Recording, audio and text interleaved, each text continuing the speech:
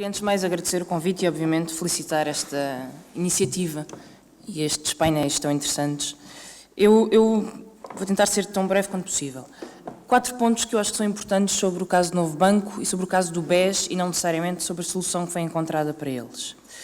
A primeira é que eu acho que no caso do BES ficou exposto aquilo que alguns de nós já falávamos, mas que eu acho que não havia uma percepção generalizada, de que a sensação de que há poucas leis que impeçam um agente financeiro de fazer aquilo que realmente quer fazer. E isto é possível porque há 2 sistemas legais que funcionam em paralelo. Um é o sistema legal nacional que diz respeito à atividade regulada dos bancos, o outro é depois todo o quadro legislativo paralelo que existe em offshores, em trusts, em veículos que é possível criar, em beneficiários últimos que nunca são conhecidos e, portanto, para cada lei que existe e restringe a ação da banca, há ao lado um buraco legal que permite fugir a ela. E isto existe, há 2 sistemas legais que coexistem neste momento e que resultam de sobreposição de legislação nacional, internacional e por aí fora. Há também 2 sistemas bancários que coexistem, o regulado e aquele que nós vemos nas contas e nos relatórios e contas dos bancos e depois aquele que os bancos não querem mostrar e que está em toda a parte de shadow banking e em todo o tipo de veículos que acabam por sair dos balanços. Portanto, a noção ou a nossa crença de que, de facto, estamos a controlar a atividade bancária é uma crença que não faz nenhum sentido. Os bancos mostram nos balanços e nos relatórios e contas aquilo que entendem mostrar e nós não sabemos o que é que, de facto, existe dentro das contas dos bancos. E os sucessivos casos bancários que fomos vendo são a prova disso mesmo e acho que hoje esta é uma verdade difícil de refutar. Há uma segunda conclusão que fomos tirando, ou que eu tirei pessoalmente, do caso do BES e do caso do Banif, é que o Banco de Portugal não funciona como um regulador e vê-se a si mesmo como parte do sistema financeiro. E, portanto, tem uma atuação de complacência, tem uma atuação de cumplicidade e a primeira resposta é sempre a do benefício da dúvida e quantas vezes são dados benefícios da dúvida. Eu acho que isso foi muito claro no caso do BES, a forma como o próprio Banco de Portugal se vê a si mesmo, qual é o seu papel dentro do sistema. Não é um facilitador, não pode ser um facilitador, tem de ser um regulador e muito mais duro do que aquilo que foi. Com um problema agravado que aconteceu no caso do BES, que é o problema da chantagem de órgãos de administração privados. Eu disse isso muitas vezes e acho que é um caso paradigmático, que é quando o Banco de Portugal sabe que Ricardo Salgado tem de sair do BES porque já não cumpre nenhum critério de idoneidade, porque é um perigo estar dentro do BES, porque tem problemas de conflitos de interesses, e o próprio Ricardo Salgado diz ao Banco de Portugal: está bem, mas se eu sair eu provoco uma crise bancária em Portugal. E esta é a última chantagem, esta é o último poder que tem um homem que segue apenas os seus interesses privados, da sua família, dos seus lucros, e que tem o poder de chantagear o Banco de Portugal dizendo: se vocês me colocam em causa, eu coloco em causa o banco, e colocando em causa o banco, eu próprio coloco em causa o sistema bancário. E é um problema que nós devíamos pensar e que nos faz também pensar sobre os benefícios ou não da propriedade pública da banca. Depois, 2 notas sobre o sistema financeiro, e acho que o Pedro já falou um bocadinho sobre isso. Uma é que também acho que concluímos a partir destes casos bancários, não existe, nem existiu nos últimos tempos, qualquer controle sobre a carteira de crédito dos bancos, o tipo de crédito que era concedido, os setores a que era concedido o crédito, o tipo de clientes a quem era concedido, nem nunca foi alvo de atenção o crescimento da dívida privada em Portugal. E é um problema, e já era um problema quando começámos a ficar obcecados com a dívida pública. Aliás, nesta sala, há várias pessoas que alertaram para isto no tempo certo, que quando da intervenção, quando se planeou um programa de austeridade para combater o problema da dívida pública, sem perceber que a austeridade só piora o problema da dívida privada. A lógica é relativamente simples. Há 3 setores da economia, um setor externo, um setor público e um setor privado. Se temos o setor público e o setor privado a desalavancar, não há setor externo que nos valha. E, portanto, não há crescimento das exportações que seja o suficiente para compensar a desalavancagem que existe tanto no setor privado como no setor público. E o resultado só pode ser a recessão. E isto é matemática, é contabilidade pura. Também é muito lógico que se temos um setor privado altamente alavancado, cheio de dívida, que a própria gestão do balanço, quer dos bancos, quer das empresas, vai impedir uma recuperação económica, vai impedir que possamos ter um desenvolvimento da atividade privada, e eu acho que esse é, hoje em dia, um dos grandes problemas da estagnação económica que a Europa enfrenta. É problemas de balanço, de gestão de balanço, excesso de dívida nos balanços privados e incapacidade para lidar com toda esta dívida privada que se vai acumulando. Por outro lado, do ponto de vista mais micro, podemos perguntar, bom, mas porquê é que foram estes negócios feitos, mesmo quando já se sabia que não ia haver retorno? Porque estes negócios alimentavam esquemas que davam lucros imensos a empresários que durante muitos anos viviam à conta destes negócios, porque o funcionamento da banca também é feito funcionamento de favores cruzados, também é muito mais... é muito menos técnico do que nós pensamos que é. Na realidade, a impressão que eu tenho é que acaba tudo à mesa de um almoço ou à mesa de um jantar, a perceber quais são os negócios que favorecem mais quem tem mais poder. E é diferente da nossa ideia ficcional sobre como se deve comportar uma economia de mercado, eu sei, mas na realidade acho que é a conclusão que vamos chegando à medida que conhecemos mais estes casos. Eu quero passar rapidamente à solução que foi encontrada para o novo banco. E vamos por partes.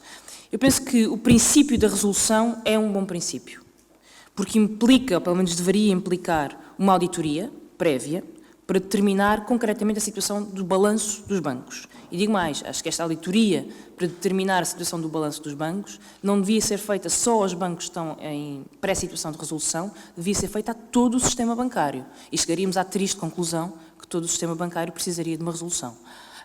Talvez seja por isso que não se faz. E, portanto, implica uma auditoria ao balanço dos bancos, e essa é uma vantagem, porque ficamos a conhecer qual é a real situação de imparidades não registadas, de perdas fora do balanço e por aí adiante. Implica depois uma separação entre bons ativos e ativos tóxicos. Também me parece um bom princípio, porque permite a limpeza do sistema bancário que nós precisamos. E eu não quero dizer aqui que os ativos tóxicos resultam sempre, ou resultam de fraude, de crime, de maus negócios. Muitas vezes é o próprio impacto da recessão e da austeridade que deteriorou de tal forma o valor dos ativos, e o impacto que essa deterioração do valor dos ativos teve nas carteiras dos bancos foi o suficiente para atirar os bancos para uma situação de fragilidade impossível de sustentar. E, portanto, temos que ver isto também do ponto de vista sistémico e macroeconómico e não apenas numa visão maniqueísta da atividade bancária. Portanto, esta separação entre ativos bons e ativos tóxicos é boa, faz bem ao sistema bancário, permite uma limpeza do sistema bancário, sendo que, obviamente, estamos a passar os ativos tóxicos para fora do balanço, parte dos credores tem que ser chamada a assumir perdas para compensar a saída dos ativos tóxicos do balanço. Acho que é um bom princípio. Depois há 3 problemas com este princípio que me parece um bom princípio. A primeira é, qual é o perímetro de resolução que vamos definir? Porque o perímetro de resolução que nós definimos é aquilo que depois permite determinar quanto dinheiro é que temos que injetar no banco. Há uma segunda questão que é quem é que arca com as perdas e com o tal dinheiro que é preciso injetar no banco. E há uma terceira questão que é o que é que se faz com a parte boa do banco. E são estas as 3 questões que têm sido alvo de discussão, quer no caso do Banif, quer no caso do novo banco. E acho que podemos começar pela primeira, que é o perímetro de resolução. É hoje claro que o perímetro de resolução do novo banco foi mal desenhado. Porque hoje sabemos que o novo banco, para além dos 4.900 milhões que foram injetados, precisou de mais 1.400 milhões. 4.900, 1.400, disse bem, disse. E, portanto, o perímetro de resolução foi mal desenhado e o novo banco veio a precisar de mais capital. Se já se sabia à partida que os 4.900 milhões não seriam suficientes, mas por razões políticas se quis limitar logo as perdas, deixando por um momento posterior a injeção de mais 1.400, nós nunca vamos poder, provavelmente, provar isso, mas muito provavelmente já se sabia, ou não. Uma vez definido este perímetro, e eu acho que ele deve ser sempre o menos otimista possível, para evitar andarmos ao longo dos anos a ir pondo sempre mais dinheiro nos mesmos bancos que pensávamos já ter limpado um ano antes. É preciso perceber quem é que paga o dinheiro que é preciso injetar. E, mais uma vez, aqui há 3 opções. São os contribuintes, foi o que aconteceu no caso do Banif, e acho que é a opção que todos queremos evitar, embora não vale a pena ter grandes dúvidas. Quando a coisa corre mal e quando não há mais nenhuma opção, serão os contribuintes a pagar pelo sistema bancário, é um bem público, e esse é um dos problemas cruciais que é difícil evitar. Podem ser os contribuintes, pode ser o fundo de resolução a pagar. A lógica é uma boa lógica, supostamente seria a resposta ideal. Os bancos fazem contribuições para um fundo de resolução, cada vez que um banco vai à falência, o fundo de resolução avança com o dinheiro que é preciso pagar. O problema é quando os bancos vão à falência antes mesmo de terem entrado quaisquer contribuições dentro do fundo de resolução. E aí a proposta está falida antes sequer de ter sido implementada.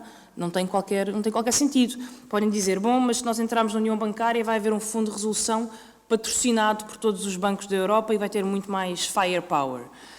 Talvez, eu duvido que seja... Tem muitos problemas, que eu acho que gostava de falar à frente. Para começar, duvido muito que seja politicamente viável se tivermos bancos a falir numa área geográfica específica, como em Portugal ou na periferia da Europa, e depois não estou a ver os contribuintes alemães a verem com muito bons olhos andar a salvar, ou ter os seus bancos a contribuir para salvar bancos no Sul sem nenhuma contrapartida. E quanto mais não seja, isto só dá mais poder de chantagem e mais poder de controle sobre a banca da periferia e dos pequenos países pelo grande capital e pelos grandes bancos do centro. E, portanto, o Fundo de Resolução parece-me, idealmente, teoricamente, uma boa solução. A nível nacional não funciona. O Fundo de Resolução não tem dinheiro e corre outro risco, que é, se os bancos ficam a dever muito dinheiro ao Fundo de Resolução e se o Fundo de Resolução vai à falência, pode ter um efeito sistémico em todo o sistema bancário. E por isso, aliás, no novo banco, veio a ter problemas que eu já gostaria de falar. Portanto, contribuintes é uma hipótese, Fundo de Resolução é outra, difícil.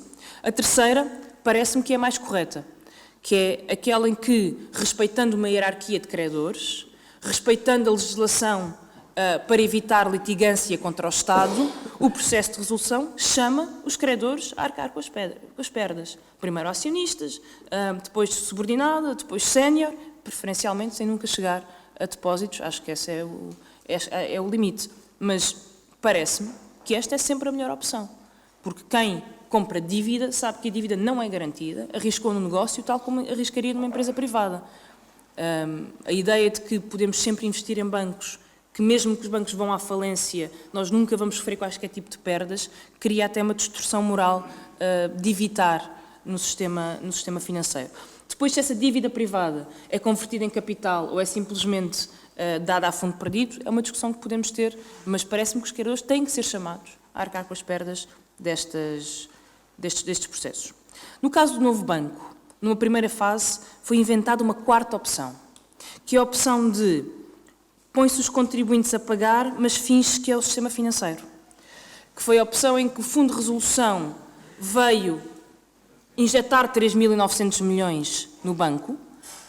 Supostamente, quem devia dar o dinheiro ao Fundo de Resolução era o sistema bancário, mas como o sistema bancário não dá o dinheiro ao Fundo de Resolução, são os contribuintes que fazem um empréstimo ao Fundo de Resolução. Até os bancos pagarem os 3.900 milhões ao próprio Fundo de Resolução, quem está a pagar são os contribuintes. E por isso, aliás, o facto do Tesouro ter tido que emprestar 3.900 milhões ao Fundo de Resolução é prova que o Fundo de Resolução não era uma solução para o caso do novo banco.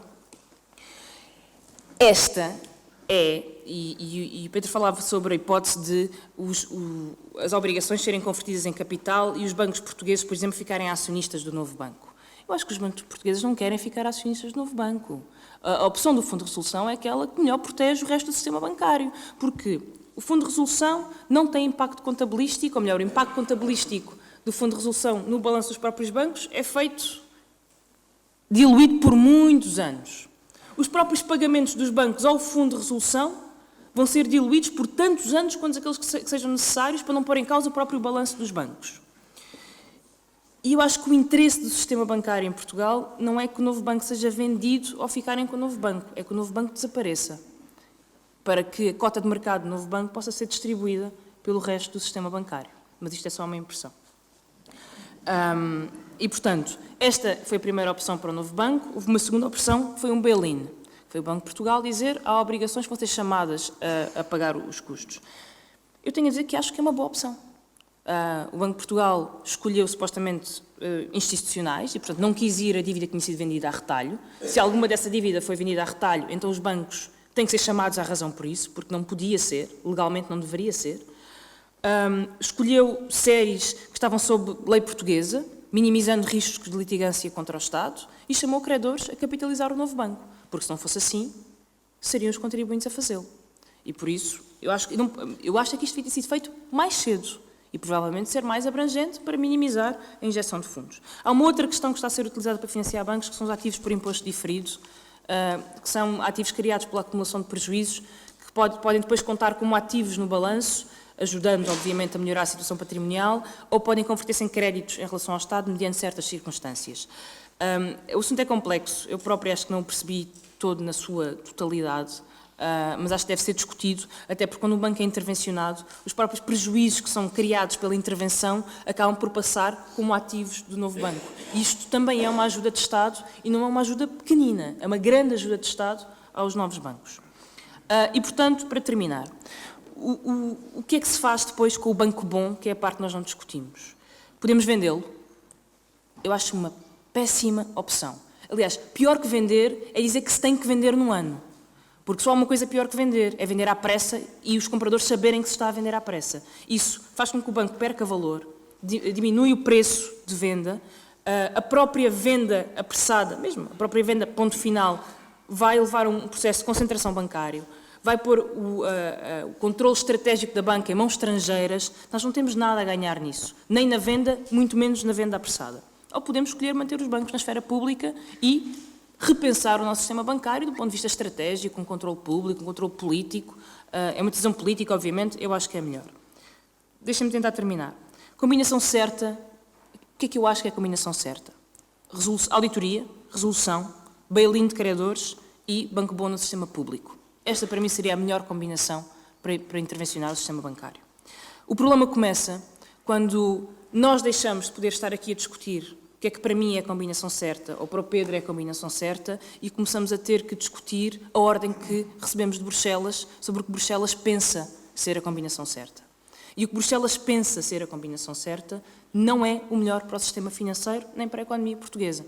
Bruxelas tem uma visão de que o problema da estagnação económica, aliás, uma visão mais ou menos disseminada, que o problema da estagnação económica é a integração que falta fazer ao nível da União Monetária. E a integração que falta fazer ao nível da União Monetária é a integração do mercado de capitais, completa. E daí a União Bancária, e daí a tentativa ativa que Bruxelas está a fazer para acabar com os pequenos bancos periféricos do Sul e para aumentar a concentração de capital bancário em grandes bancos do centro da Europa. Este é um plano deliberado, está escrito. Isto está escrito em documentos oficiais da União Europeia. E há um problema aqui, que é, também está escrito, que um país que fica sem controle nenhum do seu sistema financeiro é um país que fica com uma mínima capacidade de intervenção na economia, mínima. 2, um país que não tem controle sobre o seu sistema financeiro é um país, aliás, os países, como no caso da Europa de Leste, que tiveram uma grande invasão do sistema financeiro externo quando foi os processos de privatização, foram países onde a financiarização chegou muito mais depressa, onde a especulação financeira chegou muito mais depressa e são muito mais permeáveis a sudden stops. E, portanto, sempre que há um problema nos mercados externos e que os fluxos de capital param, países que estão dependentes de sistemas financeiros externos ficam muito mais permeáveis a isso do que um país que tem algum controle sobre o seu sistema financeiro, como, aliás, a Caixa Geral mostra. No limite, o risco que estamos a correr, e é um risco real, é que amanhã a DGCOM nos venha a dizer: amigos, têm alguns milhões de ajuda de Estado à Caixa Geral de Depósitos, bancos com ajuda do Estado não podem receber injeção de capital nem ser recapitalizados e, portanto, a Caixa Geral de Depósitos precisa de investidor privado para poder ser recapitalizada. E este é o risco que nós temos neste momento em cima da mesa e, portanto, muito mais do que discutir simplesmente a decisãozinha do novo banco ou do Manif, acho que nós somos chamados a pensar sobre que sistema bancário é que queremos e se estamos dispostos a perder qualquer controle sobre o nosso sistema bancário. E essa é uma decisão que acho que, se é para ser tomada, que seja tomada em consciência e depois de algum debate político e não porque Bruxelas mandou e nós achamos que Bruxelas manda é para cumprir, ponto final. Muito obrigada.